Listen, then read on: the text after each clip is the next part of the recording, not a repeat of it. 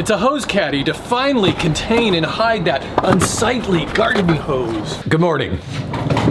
This is another project that you don't need a table saw for. You can make the whole thing using a miter saw. By the way, if you'd like to make this mobile miter stand, it's part of my weekend workshop course. I'll clamp a stop block to this fence so that I can cut all of the leg pieces to the same lengths. I'll be able to make the entire project using off-the-rack 1x3s and 1x2 boards. It's always a good idea to cut a little bit off the rough ends of the boards before cutting them to length.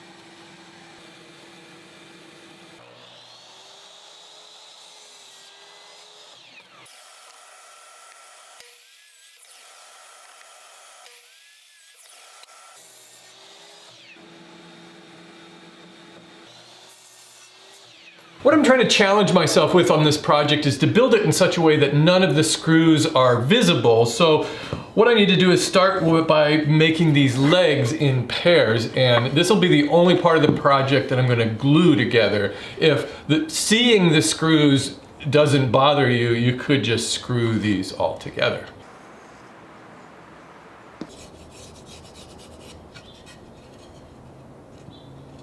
I'm gonna let these dry for a few minutes before clamping them so that they don't slide around when I put the clamps on. And here I'm being careful just not to over tighten these clamps, just enough to hold the boards in place. Mostly I just want to make sure that I've got a tight seam between those boards.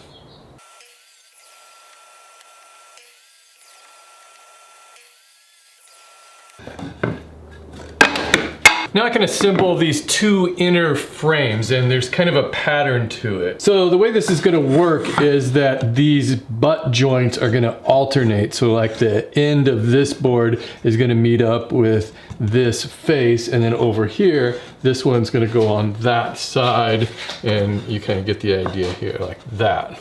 So the advantage here is that I could cut all of these pieces to the exact same length, rather than have to cut shorter pieces for two sides than the other sides. Make sure you drill pilot holes first so that the ends of these boards don't split.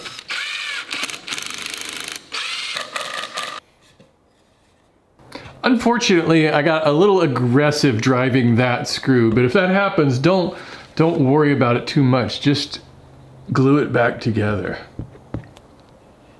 Just force a lot of glue down in there. This is all going to be covered up. And then just clamp it back together. Now I can screw these legs into place from the inside of this frame.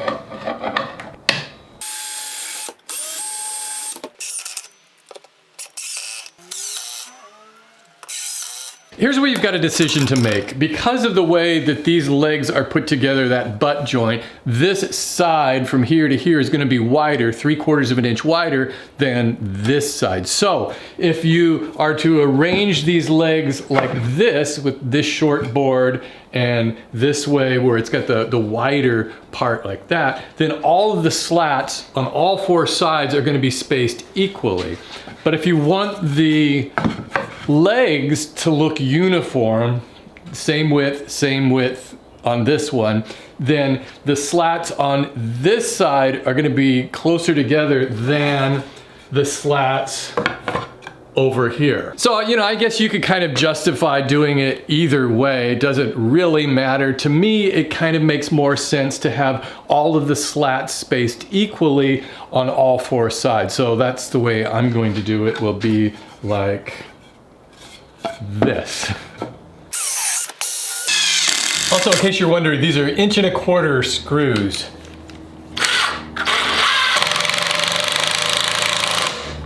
I pretty much use 1¼ inch screws for everything. Always stock up on 1¼ inch screws. Also, if you have to go in at an angle like this, it's perfectly fine. Okay, this one should be healed by now. That's how that turned out. This will be the lower part, and I want to make sure that I have room for these to act as a feet. I don't want this to just be completely on the ground. So what I can do is drop this down in here. This is kind of working out nicely that this is a pretty tight fit.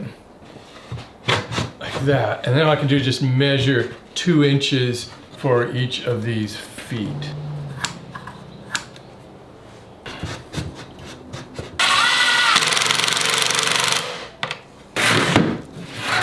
It's gonna be a big hose box, I think. We'll see. I measured it out. I set the hose out and I measured it and gave it a little extra room, but it still looks pretty big to me. I don't know. We'll see. Now I just need to cut out 31 of those side slats. Naturally, the logical way to attach these slats would be to just screw them on from the outside. You could line them up all nice and even, but no, I'm trying to make this a little bit more difficult for myself by hiding those screws. Which, by the way, you could just cover up, if you're gonna paint this, cover it up with like caulking or something and paint over those screws that way too. But again, this is a challenge. So what I'm gonna do is I'm gonna slide them under here and then figure out a way that I can screw in from this side. Following me? All right, let's see how this plays out. I've got a scrap board here. I'll use that as a spacer and then just line these up, something like that.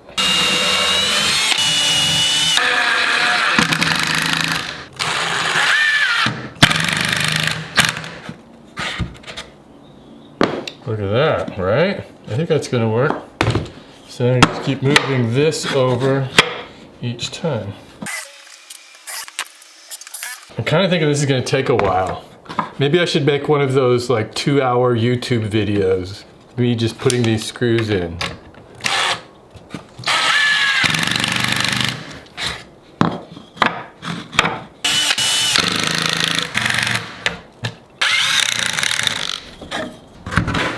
Well, how about that? Looking like a cage. A very easy to escape from cage. Okay, that's all the slats, and if you notice on one side, I left one slat out. That's because that's where the hose is gonna go inside. All right, these are the bottom slats, and I can screw these right onto those ledges. I'm not gonna be really concerned about the exact spacing on these, just whatever looks right. I'm not gonna be seen. So it'll probably be a little bit easier to do here on the ground, I decided. To make the lid, I've cut 4 boards that are the exact same length, and I'll assemble those in kind of the same way that I did before, in this kind of offset manner. So the way I'm gonna join this together is using pocket screws. If you don't have a pocket hole jig or just don't wanna use pocket screws, there's an alternate method you can use here that'll work just as fine. You'll just need to cut twice as many of these. You need to cut 8 of these boards. It would be twice the thickness, so you would screw these 2 together like this, and then you'll fill in this gap with this board going this way, and then you'll fill in this gap with a board going this way. And then what you could do is just kind of continue that around. So it's gonna be twice as thick, but that's gonna be fine for dropping down into the box.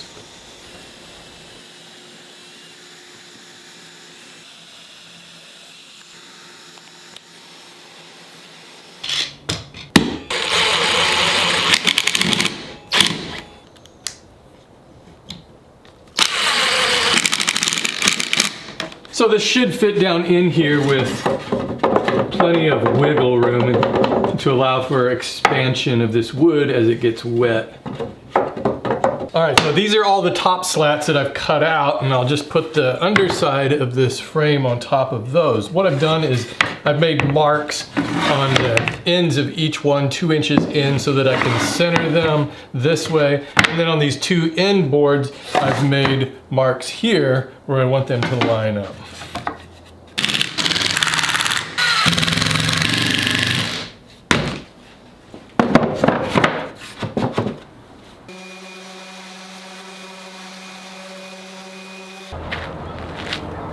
I painted everything with an exterior latex house paint.